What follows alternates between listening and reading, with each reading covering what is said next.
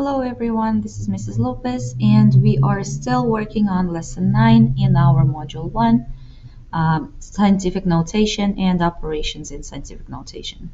So here is our example 2. Let's say we need to determine the difference in the populations of Texas and North Dakota. In 2012, Texas had a population of about 26 million people, and North Dakota had a population of about 6.9 times 10 to the fourth. So we want to find the difference in the population. Difference means that we are going to subtract two numbers. Since we are subtracting numbers written in exponent in scientific notation, we begin our writing each number in scientific notation. 26 million people is 2.6 times 10 to the 7th. The reason why we do it is because we want to put our decimal between 2 and 6. This way 2 is in between 1 and 10. And then we need to move our decimal point 7 times to get to original form. So that will be times 10 to the 7th. The population of North Dakota is already given to us in scientific notation, 6.9 times 10 to the 4th, and that is 69,000. Okay, so now we are going to subtract these two numbers. We are going to write 2.6 times 10 to the 7th minus 6.9 times 10 to the 4th. One might think that because 6.9 is a bigger number than 2.6, we should rearrange these numbers. However, notice the magnitude. The power of 10 is a lot bigger on 2.6 other than the other number. So that's why we are going to put population of Texas to the on the first place and then the population of North Dakota next. What we do next, because powers of 10 are not the same, they're like x and y, they're different numbers, I cannot add or subtract them. I'm going to rewrite 10 to the 7th power into 10 times 10 to the 3rd times 10 to the 4th. That'll give me 10 to the 7th according to the product rule of exponents. The rest of it I'm going to rewrite 2.6 times 10 to the 3rd times 10 to the 4th minus 6.9 times 10 to the 4th. Now I'm going to use my associative associative property, and I'm going to change 2.6 times 10 to the 3rd into standard form to get rid of that 10 to the 3rd that I don't really need. I want to have the same power of 10, so I want to get rid of that 10 to the 3rd. I'm going to write 2.6 and I'm going to move my decimal 3 spaces to the right, multiplying it by 3 by 10 3 times. 1, 2, 3. So we got 2,600 times 10 to the 4th minus 6.9 times 10 to the 4th. Now we have the same powers of 10. It means that we have kind of the same variable, if you will. We can call it any like x or y. They are the same. So here we have, if you want to imagine it this way, 2,600x minus 6.9x. Right? We already know what to do here. They're like terms, so we subtract. So I'm going to put 10 to the 4th outside the parenthesis using the distributive property, and I'm going to subtract within the parenthesis. So 2,600 minus 6.9 times 10 to the 4th. Now I'm actually doing my subtraction. 2,600 minus 6.9 is going to be 2,593.1 times 10 to the 4th. Okay, so now I'm looking at this number and I notice that this number is not written in scientific notation because 2,593 is a lot bigger than 10. My number that written in scientific notation has to be in between 1 and 10. So I'm going to rewrite this number in scientific notation. For that, I'm going to put my decimal between 2 and 5. 9, 3, 1, and that is times 10. And I'm going to see where my decimal was and where it is right now. 1, 2, 3 spaces to the right, so 10 to the third power. And then I have times 10 to the fourth power that is left out from our previous writing. So now I have 10 to the third times 10 to the fourth, and I can just combine the exponents. I will have 2.5931 times 10 to the seventh. That is the difference in the populations written in scientific notation. Now what I can do next is to change this into standard form to see how really is big the difference in the two populations. And what I'm going to do, I'm just going to change this number into standard form. So I will get 2, and I'm going to write 5931, and I'm going to move my decimal 7 spaces to the right. 1, 2, 3, 4, 5, 6, 7. So I get 25,931,000 is the difference in the population if written in standard form. This answer is written in scientific notation. Let's get to our next example. Example 3. Let's say that we need to find the combined mass of 2 hydrogen atoms and 1 oxygen atom, which is normally written as H2O or otherwise known as water. So since we want to find the combined mass, it means that we are going to add all the atoms together. Okay, notice there are 2 atoms of hydrogen and only 1 atom of oxygen. To appreciate the value of scientific notation, the mass of each atom will be given in standard notation.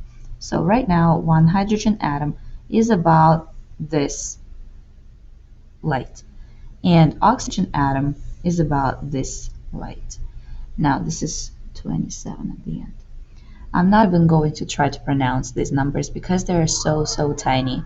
And that's why it is important that we know scientific notation because and operations in scientific notation, because it's very easy to make a mistake looking at these numbers and operating with them. Soon we are going to learn how to multiply and divide, and that is going to be very important that you don't make a mistake. Right? So that's why we are writing numbers in scientific notation, and because it's just that much easier to operate with. So let's write the hydrogen atom first written in scientific notation. So that will be 1.7, and again we put the period between 1.7 decimal spot because 1.7 is more than 1 and less than 10. Now we are looking at where do I need to go to get back to my original number. So I will go 3, 6, 9, 12, 15, 18, 21, 24, 27 spaces back. So that is times 10 to the negative 27 because we are going to the left side, right? So we are going to get a small number. For the second one, so that is our hydrogen atom. Our oxygen atom is 2.7 times 10, and we need to see how many spaces we need to go back to the left.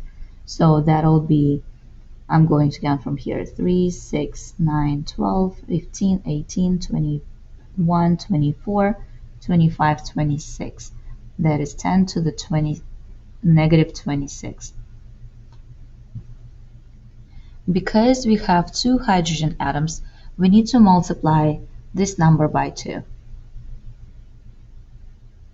Since it's all just a multiplication problem, we are multiplying 2 by 1.7, and that is going to be 3.4 times 10 to the negative 27th. This is just the same way as I would add, I would multiply 2 by 3,000. I would get 6,000, right? I'm multiplying 2 by 3, and I will add 1,000 at the end, right? So same thing here. I'm multiplying 2 by 1.7 and leaving all the zeros next to it. Okay? So now we are going to add this number and this number together because we want to find the combined mass. So here we have 3.4 times 10 to negative 27 plus 2.7 times 10 to the negative 26. Again, because the powers of 10 are different, we will not be able to add or subtract or do anything with it really. So we want to make sure that we change one of these powers of 10 and make it the same powers of 10. I like going with just bigger numbers, but you can also work with um, different powers of 10 as well. I'm going to rewrite 10 to the negative 27th as 10 to the negative 26th times 10 to the negative 1st, because I know negative 26 plus negative 1 is negative 27. I'm going to rewrite the rest of it. 3.4 times, and there I have plus 2.7 times 10 to negative 26. Okay, so now I'm going to just change these two numbers around. It will be just easier for me visually to work with them. So I will rewrite this as 3.4 times 10 to the negative 1st times 10 to the negative 26th plus 2.7 times 10 to the negative 26th. Now I'm going to change this part into standard form just to get rid of that 10 to the negative 1st power. Because it's negative first, we are going to go one space to the left, and it will be 0.34 times 10 to negative 26 plus 2.7 times 10 to negative 26. So now, after I added these two numbers together, I'm going to put 10 to the negative 26 outside the parenthesis. I will get 0.34 plus 2.7 times 10 to negative 26. Now I'm adding these two together, and I will get 3.04 times 10 to negative 26. And that is my final answer, because 3.04 is already written in as a scientific notation, because 3 is in between 1 and 10, and that is multiplied by powers of 10. Okay, I'm not going to write it back into standard form because it's going to be too small of a number. It'll require a lot of zeros, so I'm going to just stick with that. If you want to look at a different way of doing it, please stick around. But if you don't, and if you are comfortable with this way, you can just pause the video or stop it altogether. So another way of doing this is to change 10 to the negative 26 into 10 to the negative 27. So what I'm going to do, I'm going to rewrite this problem first. 3.4 times 10 to the negative 27 plus 2.7 times 10 to the negative 26. And I'm going to change this one into 10 to the negative 27. So 10 to the negative 27th times 10 to the first power will give me 10 to the negative 26. And I'm going to rewrite the rest. 3.4 times 10 to the negative 27 plus 2.7 times 10 to the negative 27 times 10 to the first. I'm going to get rid of that 10 to the first by multiplying it by 2.7, make it standard form. So I will get 3.4 times 10 to the negative 27 plus 27 times 10 to the negative 27. Again, 27 is because I multiplied 2.7 by 10. Now I'm going to use the distributive property by putting 10 to the negative 27th outside the parenthesis and adding inside. 3.4 plus 27 times 10 to the negative 27th. Now I'm adding within, so I will get 30.4 times 10 to negative 27. And because 30.4 is not written in scientific notation, I will need to change it into scientific notation. I will do 3.04 times 10 to the first, because I need to move my decimal to the right one space to get to 30.4, and I'm going to multiply by 10 to the negative 27. Now I can combine my exponents in the powers of 10, and I will get 3.04 times 10 to negative 26. As you see, my answers are exactly the same in the first way and in the second way. So it doesn't matter which power of 10 you are going to change, as long as your process makes sense and your answers are exactly the same. All right, that was our example on lesson 9, and we will get to the exercises in the next video.